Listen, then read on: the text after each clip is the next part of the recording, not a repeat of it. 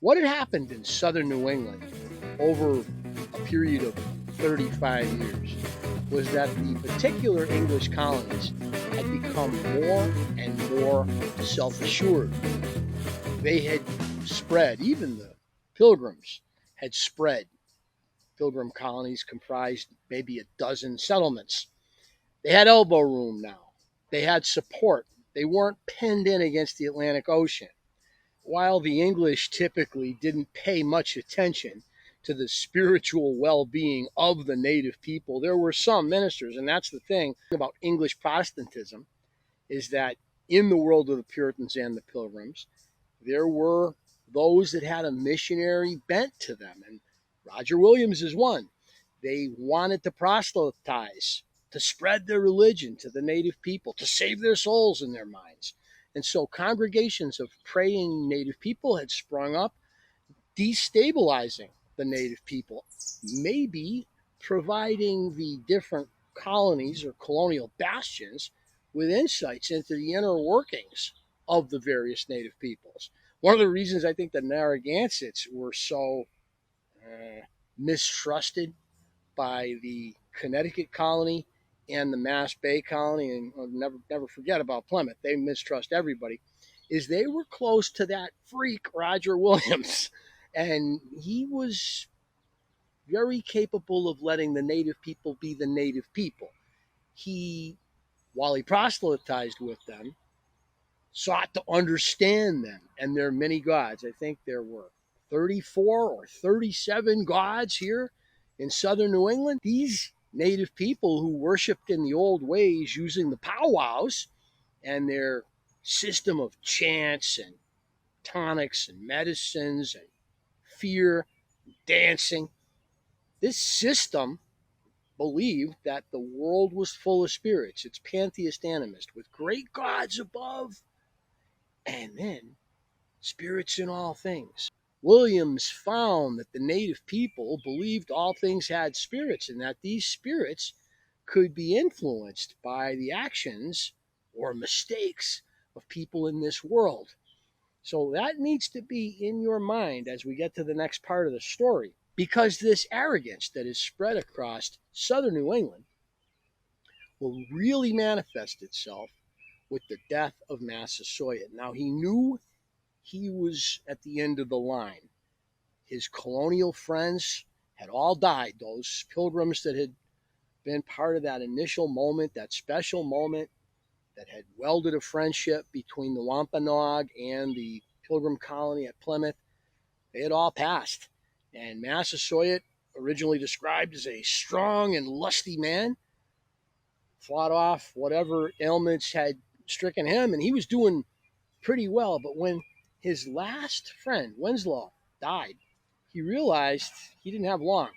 So he immediately sent his young sons, Wamsutta and Metacom, to Plymouth, and he wanted them to be given English names. He wanted to ensure that the friendship that he had created with the Pilgrims would remain in place. And they were met by the Pilgrims, who considered them splendid specimens of manhood. And Wamsutta would be given the name Alexander, and Metacom would be given the name Philip. It's pretty certain that Wamsutta and Metacom took care of the business of the Wampanoag Confederation for the next few years before Massasoit passed. He basically stayed at his various dwellings. He had several of them, and they tended to be seasonal. So he had a dwelling where he would be able to partake in the fish run, and he had a dwelling near the major cornfields. He had a dwelling in the cooler hilltops where he'd be able to avoid the summer heat. When he passed in the winter of 1661-62, Wamsutta Alexander would become great Sachem of the Wampanoag Confederation, and the Pokanoket in particular.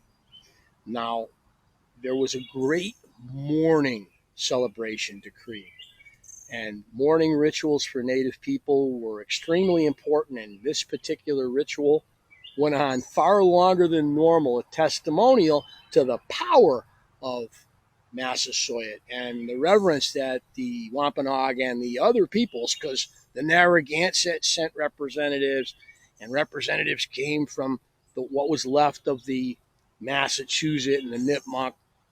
So this celebration of mourning went on for far longer than Wamsutta wanted it to.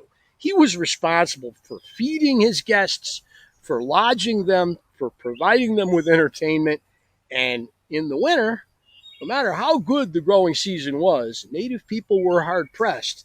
And he also was worried that the Plymouth colony might look askance at it. There was a serious sense of mistrust. The Pilgrims were always bellicose. We see that from the very beginning with Captain Shrimp Miles Standish.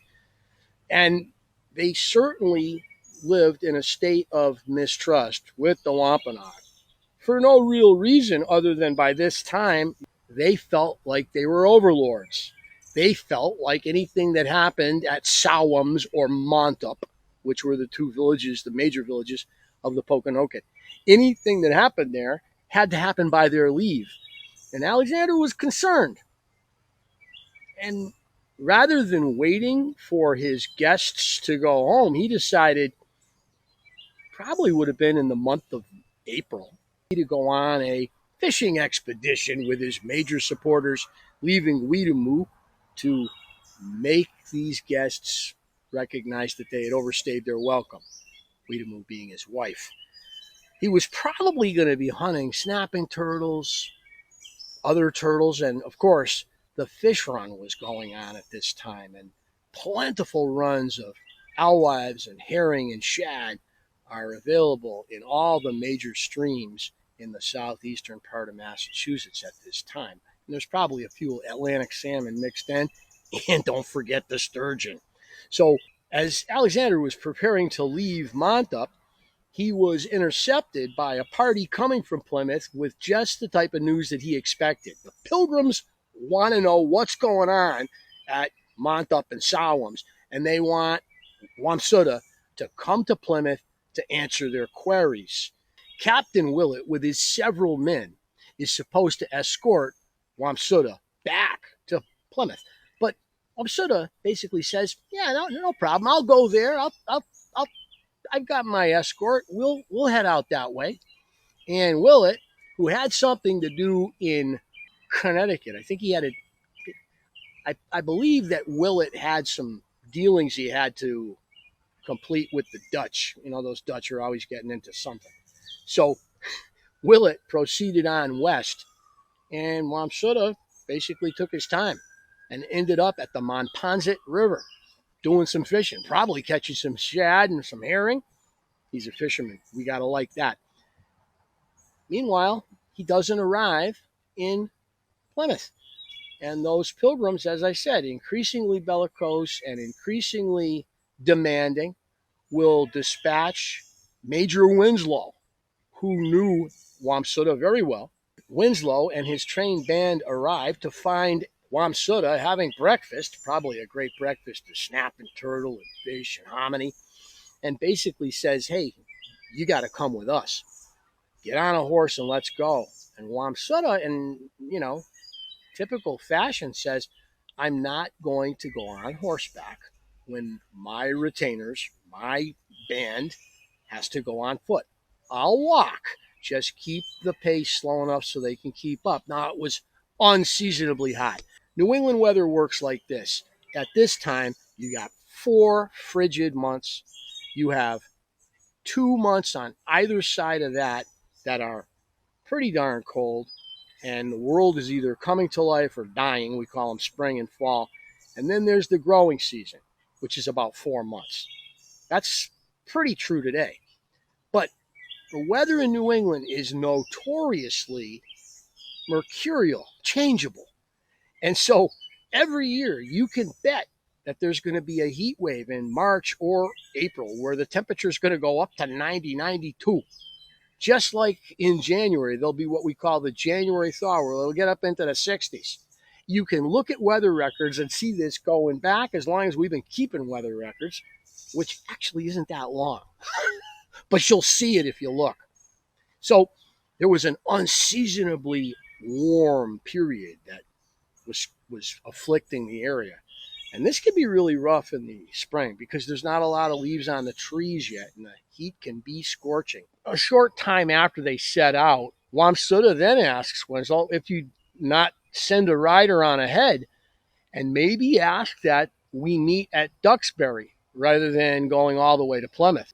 It was agreed that Duxbury would be the meeting place, and a day later, both parties, the Pilgrims and Wamsutta and his retinue, would arrive at Duxbury, and Wamsutta would be asked inside by the Pilgrims to be closely questioned. Now, Wamsutta had probably already been talking to Philip, his brother, Metacom, and to other sachems about the need to finally stand against the arrogance and the abuses of the English in their many colonies, especially the Plymouth colony. But the native people knew that the English would stand as a block. If they attacked Plymouth, they'd have to deal with Mass Bay, they'd have to deal with Connecticut, they'd have to deal with Rhode Island, they'd have to deal with the river colonies. They knew that. And Wamsutta knew that he would need significant help. This couldn't be a job of only the Wampanoag. They would need the alliance of their traditional enemies, the Narragansetts. They'd need what was left of the Massachusetts Confederation, of the Pawtuxet. They'd need the river tribes. The Nipmucks as well would be essential. But above all, they'd like the aid of the Mohawk and the Mohican in the Berkshires and Taconics. This would take years, and they weren't ready yet. And although it's possible that there were some plans made, it's also doubtful. We're talking about too short of a period from the death of Massasoit, who was clearly loyal, and the ascension of Wamsutta. After answering questions on that hot day for what probably seemed like an eternity, the Pilgrims were satisfied, and Wamsutta was allowed to leave. And he and his retinue began the long walk back to Sowams and Montauk. Now, they hadn't gone far when the heat became so oppressive that they decided to go to Major Winslow's house, who had been their escort along the way from Montponset. And they asked Winslow if he couldn't maybe outfit a pinnace or a sloop to bring them around the Cape and to Narragansett Bay because the heat was just too oppressive. And Winslow agreed. He said, hey, that'd be a great idea. I think Winslow was a good man, to be honest with you. For several days, Winslow entertains Wamsutta and the retinue in his home. You figure back at Montauk and Sowams, the revelers celebrating the ascension of Wamsutta and mourning the death of Massasoit, they've probably all gone home. After several days with Winslow, Wamsutta will begin the journey to the coast where the pinnace has arrived to take him around into Narragansett Bay. But shortly after he leaves Winslow's home, he's afflicted with terrible stomach cramps, just unbelievable pain. And he immediately asks that his retinue construct a litter for him and carry him, a stretcher, and carry him back to Pokanoket lands. He could feel that his death was upon him. And when he eventually got back to the land of the Pokanoket, Montauk, after a couple days' illness, he passed with Philip and Weetamoo at his side the whole time. Weetamoo, his wife. This was an awful, awful moment. Upon hearing of the death of Wamsutta, the English will blame it on the heat. It was clearly a heat stroke of some sort that killed the great Sachem, whereas Philip and Weetamoo thought differently.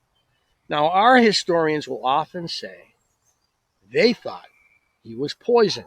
And when we say poisoned, we think, you and I, of an active agent, arsenic, for instance. And there's so many other poisons. But if you understand native religion, poisoning will be an affliction of the spirit, that he was attacked by a malevolent spirit sent by the English against him. That's the type of poisoning that Metacom and Weetamoo would have believed had afflicted the great Sachem. With the death of Wamsutta, Metacom will become the new Sachem. And one thing was true about all native people. When they felt a grievance, they didn't forget. It's like Badal in Afghanistan, in the land of the Pashtun and the Pathan. Badal means hospitality. Badal means vengeance. From the time of John Smith and Samuel Champlain, the Europeans observed native warfare and saw them as feuds. They often involved single tribes or tribelets fighting one another over an offense of years before. And these offenses could only be assuaged with death, with blood. They very rarely would bury the tomahawk at a council fire. Didn't happen much. The point is, there's a new sachem that will take the lead. And for years, Philip will scour the countryside as an embassy. They don't have bugs in movies. Have you ever seen anybody get bit by a bug in a movie? I'm getting whaled by mosquitoes out here. Luckily, it's not Triple E season.